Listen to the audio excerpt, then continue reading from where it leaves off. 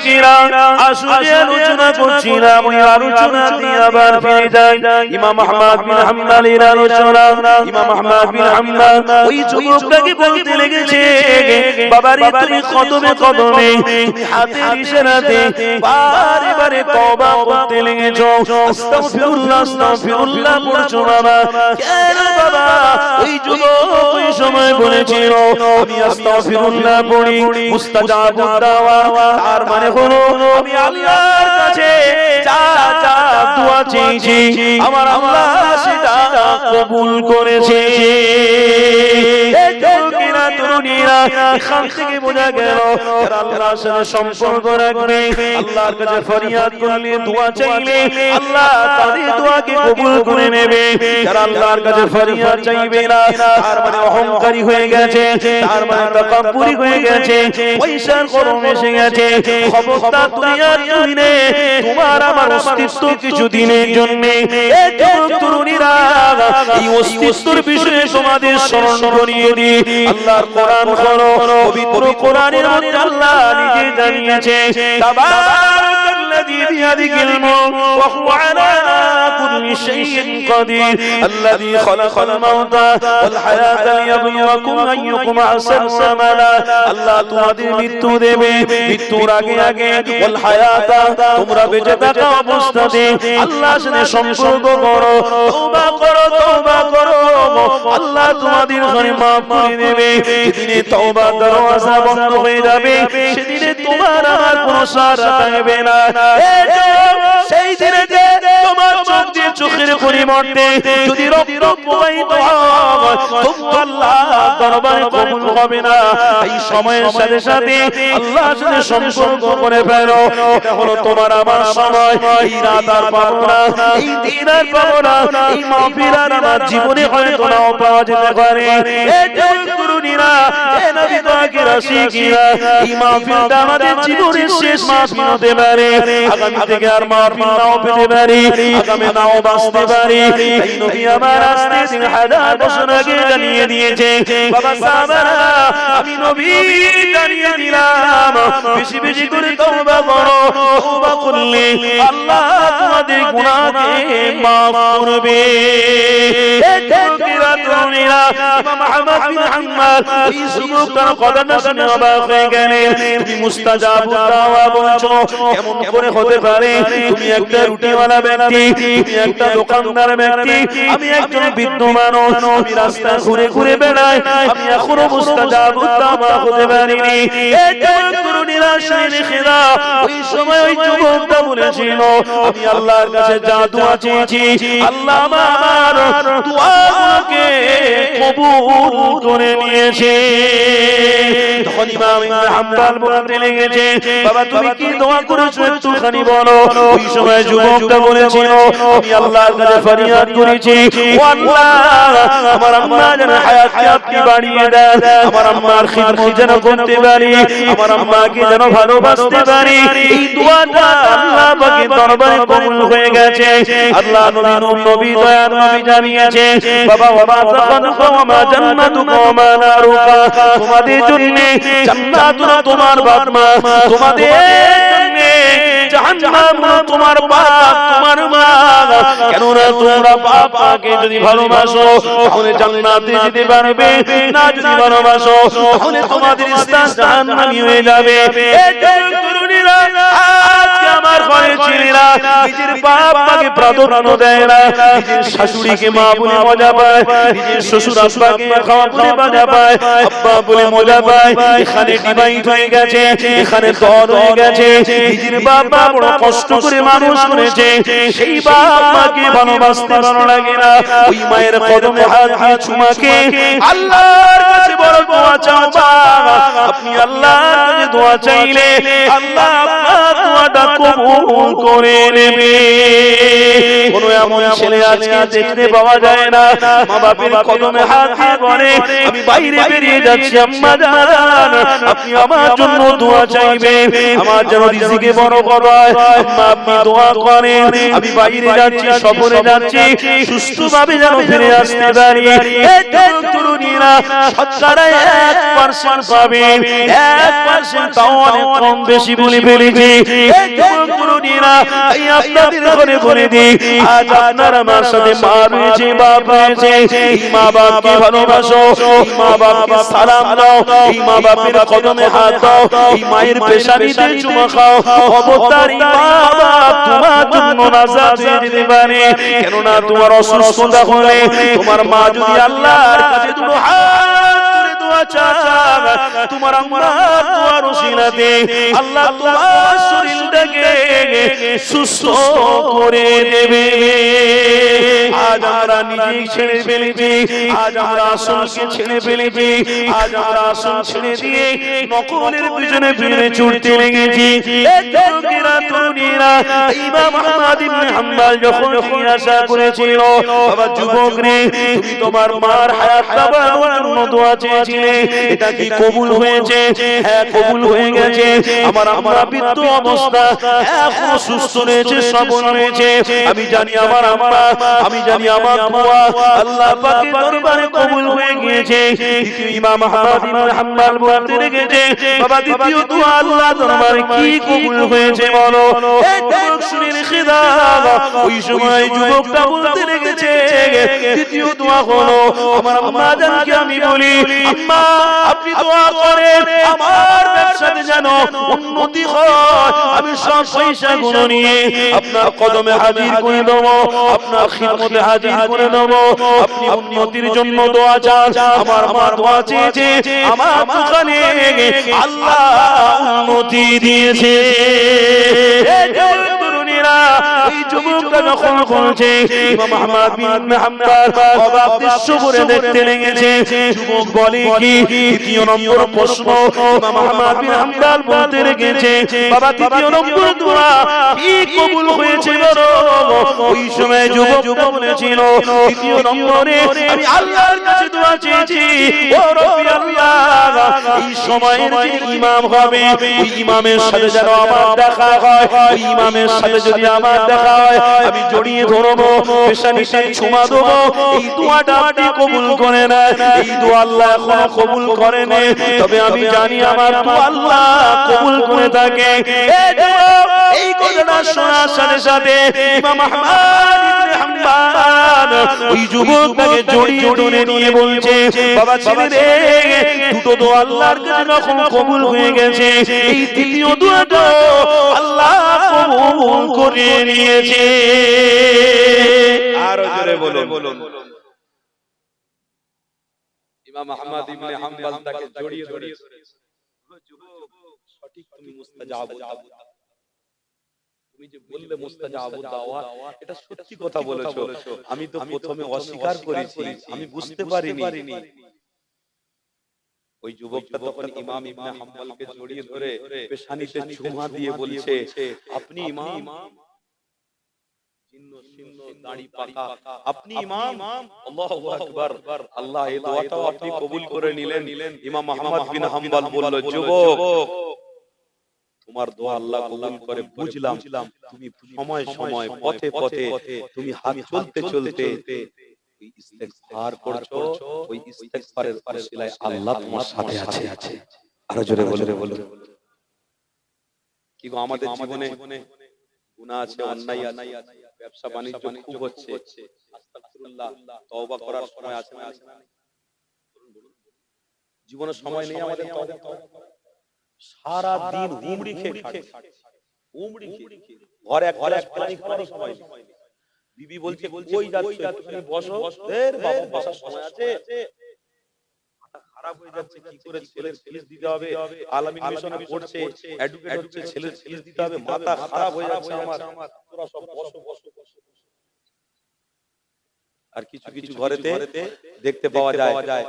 স্বামী কাজ করে 2 টাকা গরিব মানুষ ইনকাম করে এনে বাড়িতে ঢুকছে,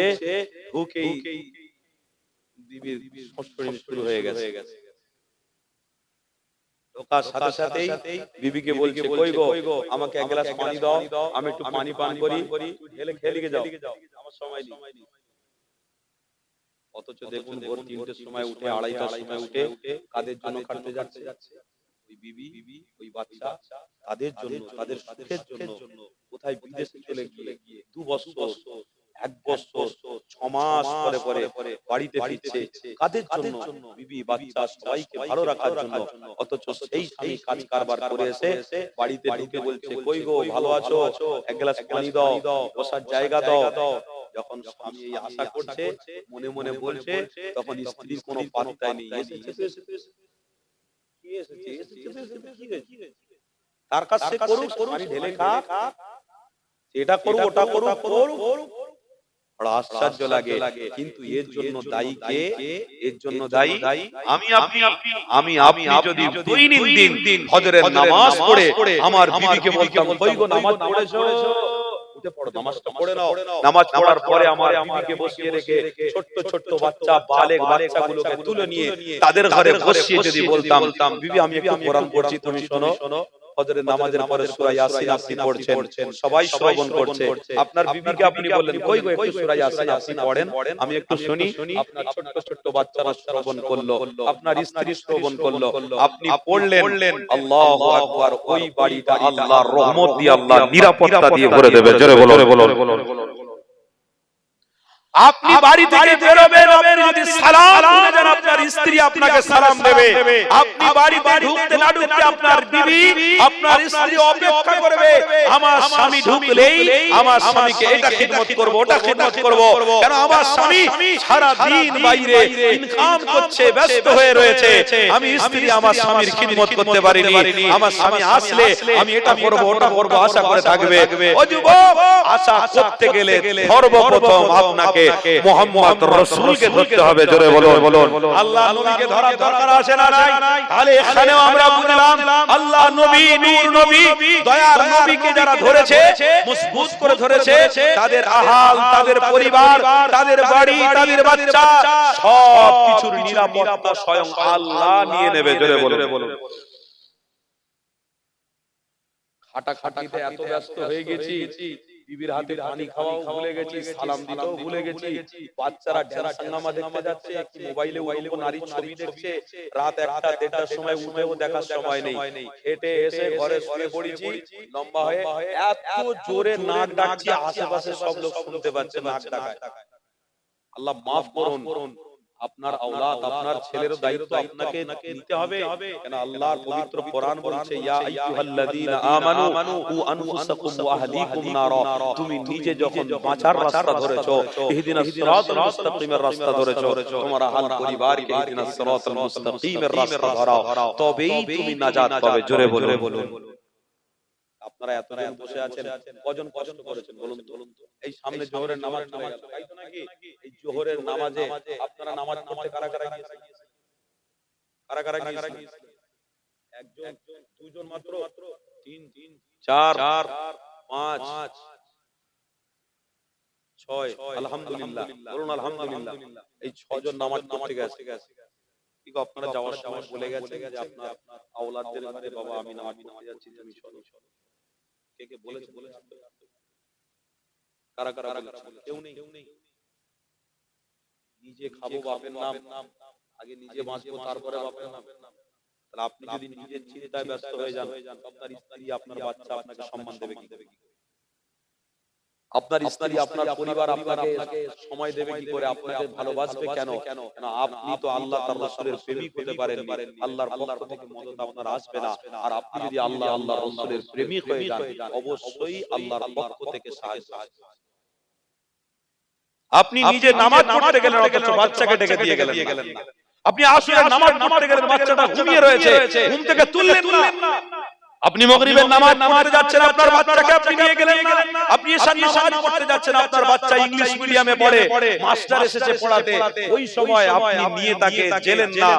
আপনার ইংলিশ মিডিয়ামে পড়ানো বাচ্চাটাকে ওই জায়গায় রেখে দিলেন আরে আফসোস ওই মাস্টারটাকে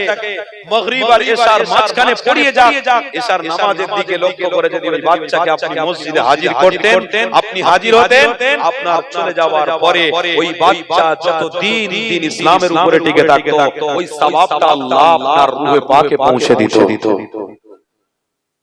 এর জন্য কতজন মেহনত করেছে মান জাদ্দা ওয়াজাদা চেষ্টা করো লাভবান হতে পারবে। পেটের জন্য চেষ্টা করলাম, ভালো থাকার জন্য চেষ্টা করলাম, ঘর বাড়ি ভালো তৈরি করার জন্য চেষ্টা করলাম, গাড়ি ভালো কিনার জন্য চেষ্টা করলাম, ইসলামের জন্য জান্নাতের জন্য কজন চেষ্টা করেছি? এই যুবকেরা তোমরা কি চেষ্টা করেছো বলো তো? শুধু মাহফিলে এসে নারে তাকবীর, আল্লাহু আকবার, সুবহানাল্লাহ, দরুদ শরীফ হয়ে গেল। এই মাহফিল কি ইসলামের সীমাবদ্ধ? মসজিদের মধ্যেই কি ইসলাম সীমাবদ্ধ? ইসলাম শুধু মাহফিলের মধ্যে সীমাবদ্ধ নয়, মসজিদের মধ্যে সীমাবদ্ধ নয়, ইসলামটা সমস্ত জায়গায়। ইসলাম মানে হচ্ছে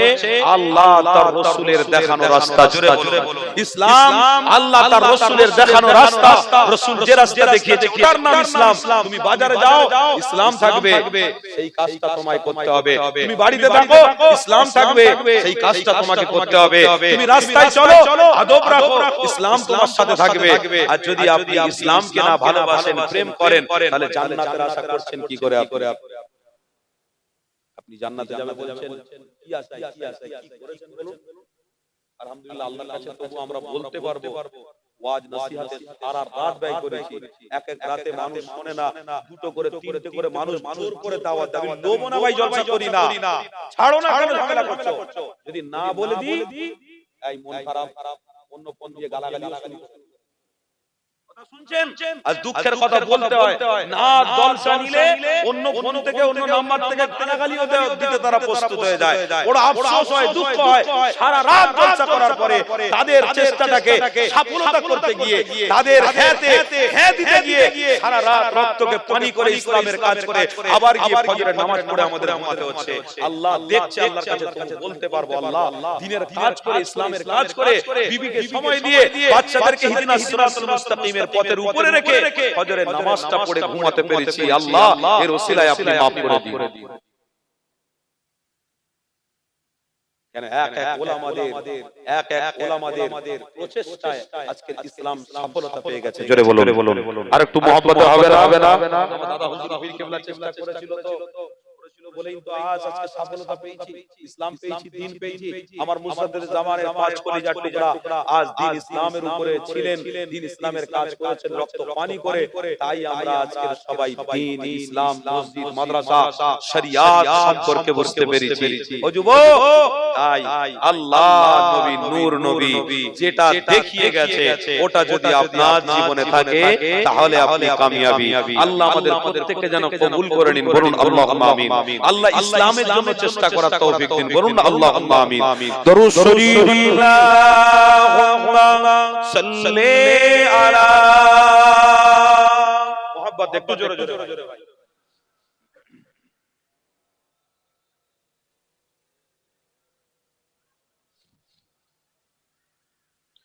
দেখা দাও রাসূলুল্লাহ,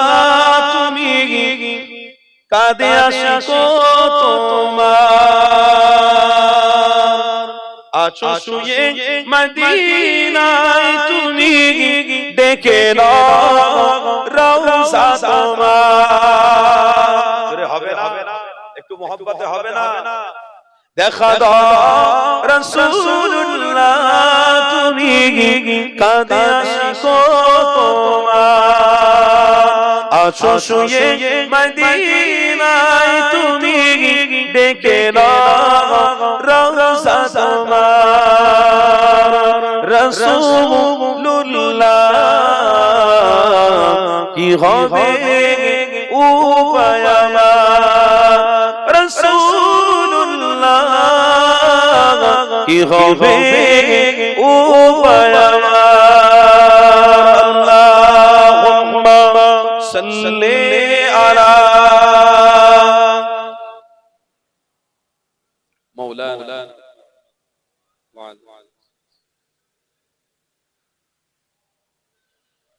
ওই মদিনা পথের ধুলি মাখতাম আমি পেলে সুরমা বলি, ওই মদিনা পথের ধুলি মাখতাম আমি পেলে সুরমা বলি, ফিরে পেত এই নয়নে নূরের আধার, ডেকে নাও রওজা তোমার। দেখবি দেখে না রওজা তোমার রাসূলুল্লাহ কি হবে উপায় আমার রাসূলুল্লাহ কি হবে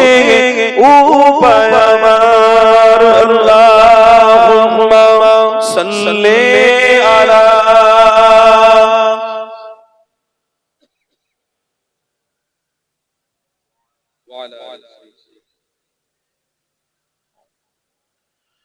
মরণের চিঠি যখন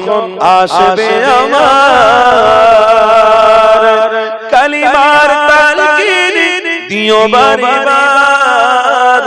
মরণের চিঠি যখন আসবে আমার কালিমার তালকিন দিও বারবার প্রাণ জুড়ে দেখব চেহারা তোমার দেখে না রওজা তোমার দেখা দাও রাসূলুল্লাহ তুমি কাঁদে আশিকো তোমার আছো শুয়ে মদিনায় তুমি দেখে নাও রওজা তোমার রাসূলুল্লাহ কি হবে উপায় আমার তোমার দেশে যায় কত আশিকান এ অধম পড়ে আছে পাগলা ওয়াতান তোমার দেশে যায় কত আশিকান এ অধম পড়ে আছে পাগলা ওয়াতান যেতে পারলাম না আমি দেশেতে তোমার ডেকে নাও রওজা তোমার জোরে হবে না আর ডেকে নাও রওজা তোমার রাসূলুল্লাহ কি হবে উপায় আমার রাসূলুল্লাহ কি হবে উপায় আমার দেখা দাও রাসূলুল্লাহ তুমি কাঁদে আশিকো তোমার আছো শুয়ে মদিনায় তুমি ডেকে নাও রওজা তোমার লা ইলাহা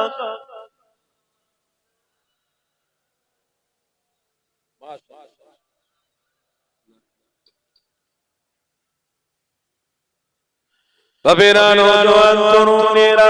তওবার কথা আলোচনা করেছিলাম এই তওবার বিষয়ে আরেকটুখানি নিয়ে যাই কি অসুবিধা হচ্ছে আপনাদের তওবা করাকে আপনার আমার জীবনে হ্যাবিট বানাতে হবে এ যুবকেরা এ নবী পাকের আশিকেরা তওবা আমার আপনার জীবনে আনতে হবে এই প্রতিজ্ঞাবদ্ধ করতে হবে কেন না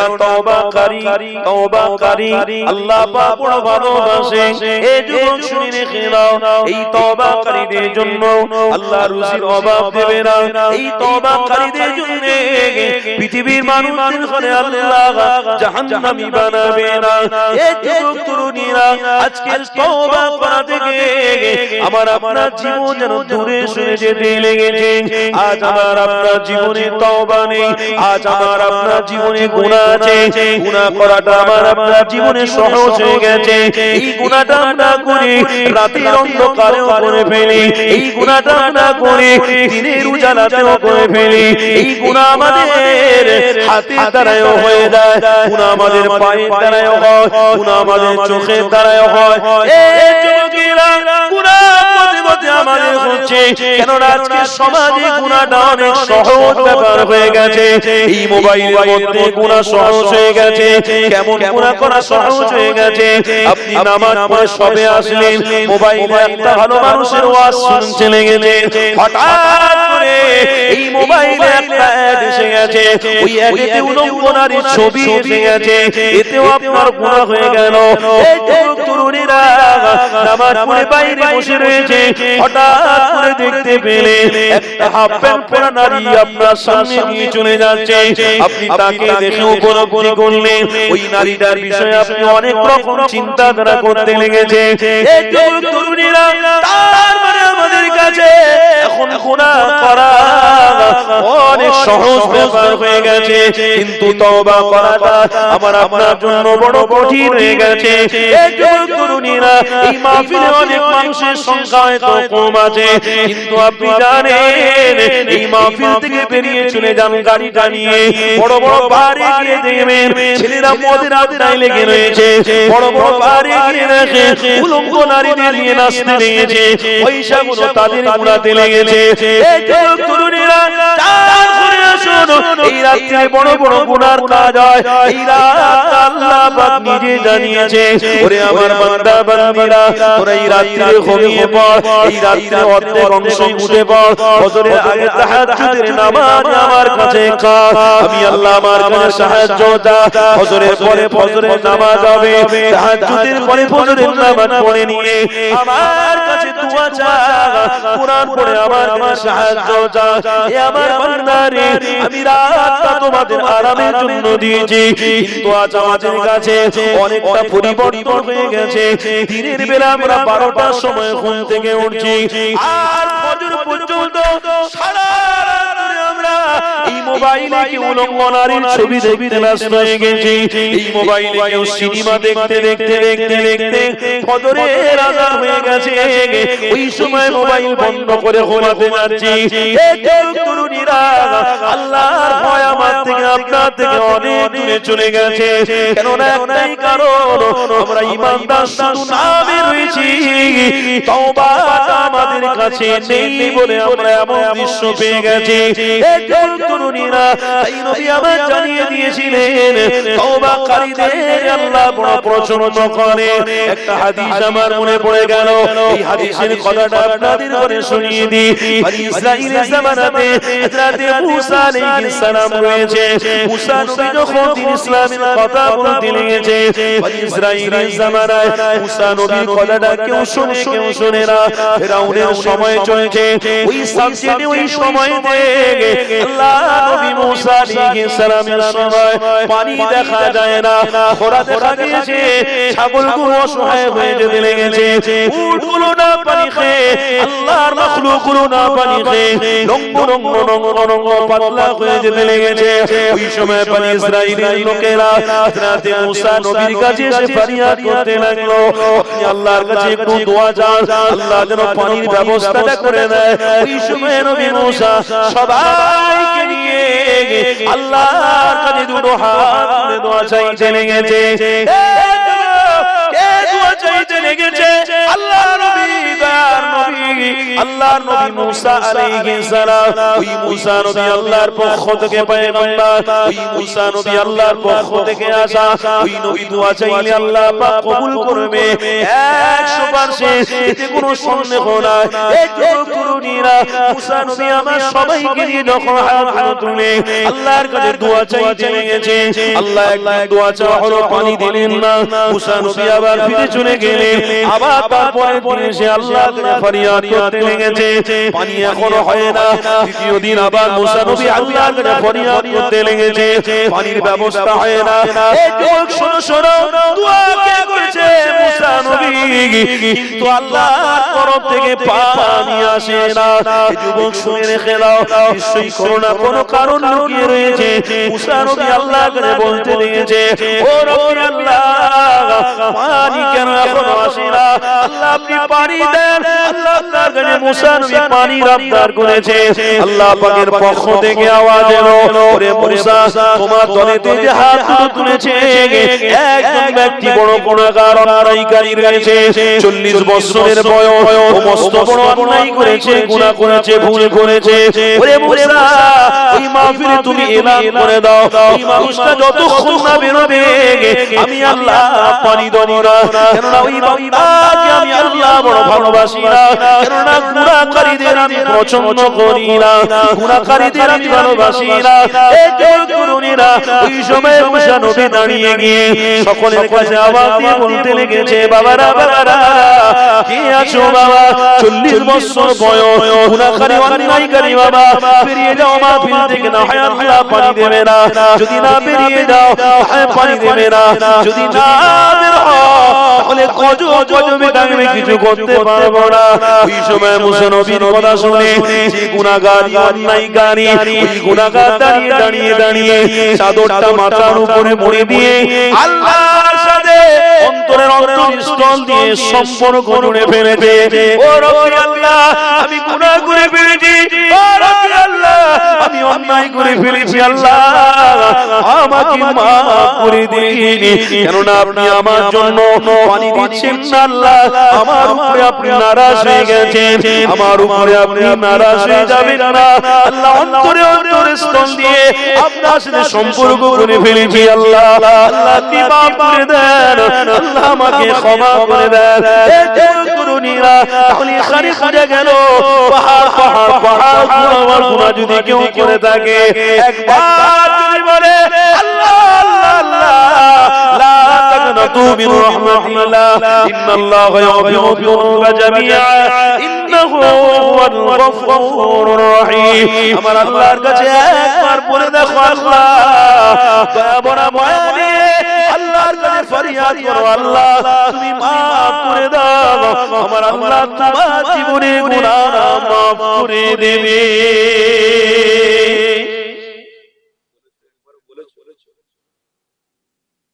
থেকে বলেছে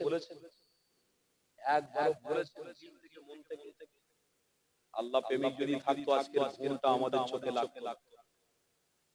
দূর মিয়া কাজ নেই কাম নেই হুজুর নিয়ে এসে ওয়াজ কি হচ্ছে কিচ্ছু হবে না কাজ নেই কাম নেই ঘুমকে সর্বনাশ করে হুজুরের কথা শুনতে বসে তারপরে আরেকটা কথা আপনাদের ঘরে মানুষ সত্যি এখন দুর্বল আগের মানুষের অনেক বল ছিল আগের মানুষদের খাওয়া দাওয়াটা বিষ ছিল না খাওয়া দাওয়াটা কঠিন ছিল এখন মানুষ যত দিন যাচ্ছে আস্তে আস্তে দুর্বল হয়ে যাচ্ছে তাই আগে আর এখন আসমান জমিনের পার্থক্য হয়ে গেছে তাই প্রত্যেকটা জায়গায় জলসা সারা রাত মধ্যবর্তী রাত্রি না হলে নবী আনা মাহফিলকে অপমান করা মানে আল্লাহ তাআলার রাসূলকে অপমান করা ঠিক না বলুন এগুলো পরিবর্তন করতে হবে কি গো এটা বললাম বলে রাখতে আমি যেখানে যাচ্ছি বলছি শুধু আমি নয় ফুরফুরা দরবার শরীফের প্রত্যেকটা ভাইজান বলছে আর নয় আমরা দুর্বল হয়ে গেছি আমরা দুর্বল আর আমরা যা খাচ্ছি সেগুলো বিষ তাই আমাদের শরীরে কোনো কোটিং নেই তাই আল্লাহ তার রাসূলকে খুশি করার জন্য তোমরা এমন একটা কাজ করো যাতে সবাই আসে সবাই বসে সবাই আল্লাহর কাছে দোয়া চেয়ে যে যার বাড়ি চলে যায় বাস অতটুকুই সীমাবদ্ধ করে রাখো ফজরের নামাজের জন্য তৈরিতা বাজান দিলেই মসজিদে গিয়ে নামাজ এটা কিন্তু তা না করে আমরা কি করি বেকার সারা রাত ধরে এই রকম মাহফিল দিয়ে আমরা আমাদের এক তো ঘুম সেটাও নষ্ট করলাম দ্বিতীয়